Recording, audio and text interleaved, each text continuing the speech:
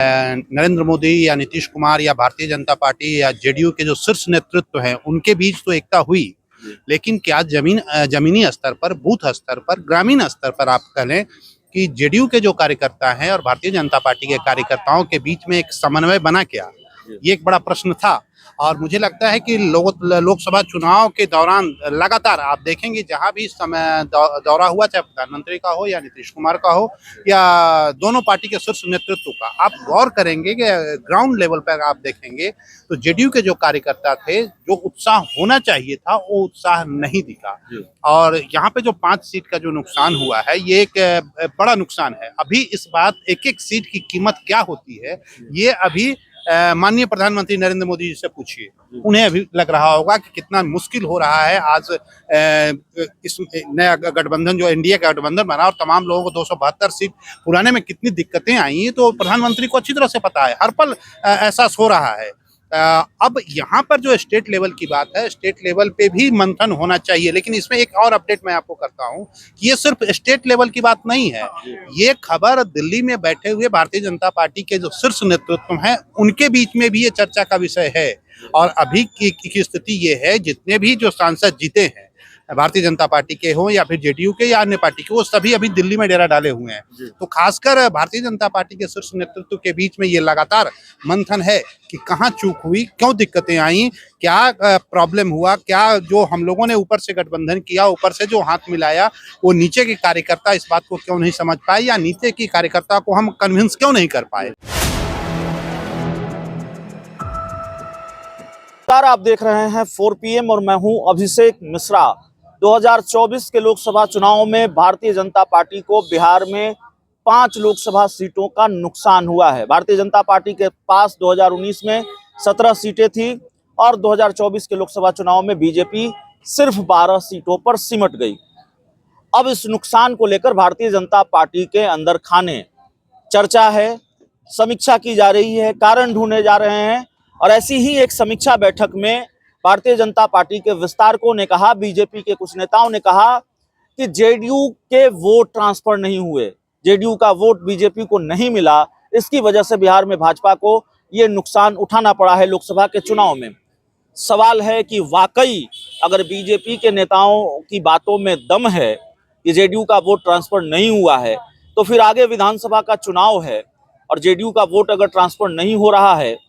तो फिर भारतीय जनता पार्टी को विधानसभा चुनाव में कितना नुकसान उठाना पड़ेगा। और सवाल यह है कि बीजेपी नीतीश कुमार को साथ तो ले आई, बीजेपी चिराग पासवान को साथ तो ले आई, लेकिन जमीनी स्तर पर और खासकर जो जेडीयू बीजेपी का गठबंधन है वो वोटरों के बीच, कार्यकर्ताओं के बीच, मतलब निचले स्तर पर वो गठबंधन नहीं है। कार्यकर्ता और वोटर कन्विंस नहीं है इस गठबंधन से, क्या इस तरह की स्थिति भी है। हमारे साथ बिहार के जाने माने टीवी पत्रकार राजेश कुमार सर हैं, इनसे हम समझने की कोशिश करेंगे। बीजेपी की समीक्षा बैठक में ये बात सामने आई है सर कि जेडीयू के वोट ट्रांसफर नहीं हुए। जब यही स्थिति है तो आगे विधानसभा का चुनाव भी है, तो वोट ट्रांसफर नहीं हो रहे हैं तो फिर बीजेपी को कितना बड़ा नुकसान होगा विधानसभा चुनाव में? बिल्कुल नुकसान होगा। और जिस हम इससे पहले भी हम लोग लगातार चर्चा कर रहे थे, लोकसभा चुनाव जब चल रहा था उस वक्त भी चर्चा कर रहे थे कि ठीक है, नरेंद्र मोदी या नीतीश कुमार या भारतीय जनता पार्टी या जेडीयू के जो शीर्ष नेतृत्व हैं उनके बीच तो एकता हुई,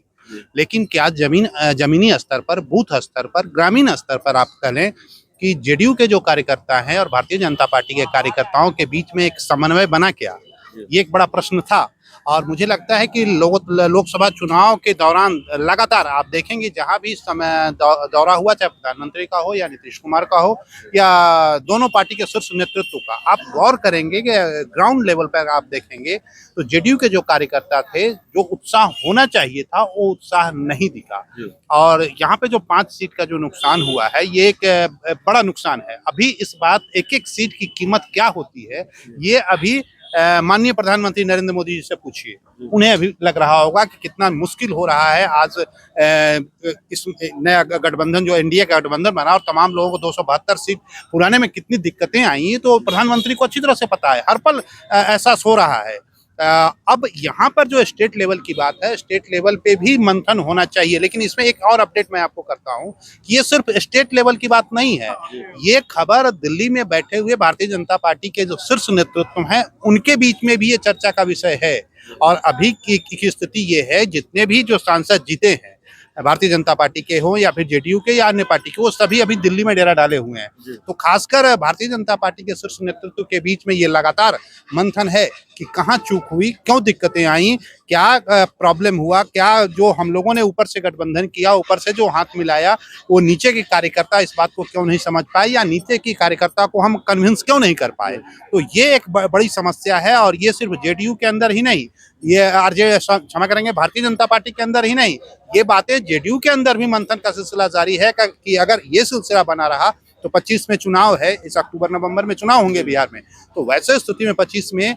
अगर ये गठबंधन रहा, एनडीए अगर रही, तो कैसे हम यहाँ पर महागठबंधन या इंडिया गठबंधन का हम मुकाबला करेंगे, ये एक बड़ी चुनौती है। एक बड़ी चुनौती है, लेकिन जिस तरह की बात सामने आ रही है कि जेडीयू का वोट अगर ट्रांसफर नहीं हुआ तो 5 सीट बीजेपी हार गई, तो क्या इसका एक मतलब यह भी नहीं है कि बीजेपी आज भी नीतीश कुमार के भरोसे है, और नीतीश कुमार की मदद अगर न मिले तो भारतीय जनता पार्टी को एक बड़ा नुकसान हो सकता है आगे विधानसभा चुनाव में? 2024 के लोकसभा चुनाव को लेकर तो बीजेपी के विस्तारक ही ये बात कर रहे हैं। नहीं, बिल्कुल आप एकदम सही कह रहे हैं। ये बात तो अच्छी तरह से लोगों को पता है कि भारतीय जनता पार्टी जो अगर अकेले चुनाव अपने बल पे अगर लड़े, तो यहाँ पर जो अभी जो 12 आप देख रहे हैं वो 12 नहीं होता, और सीट कम जाएगा। हालांकि आप पूरी तरह से आप नकार नहीं सकते कि जनता दल यूनाइटेड के कार्यकर्ताओं ने पूरा सपोर्ट नहीं किया, लेकिन जो सपोर्ट होना चाहिए, कई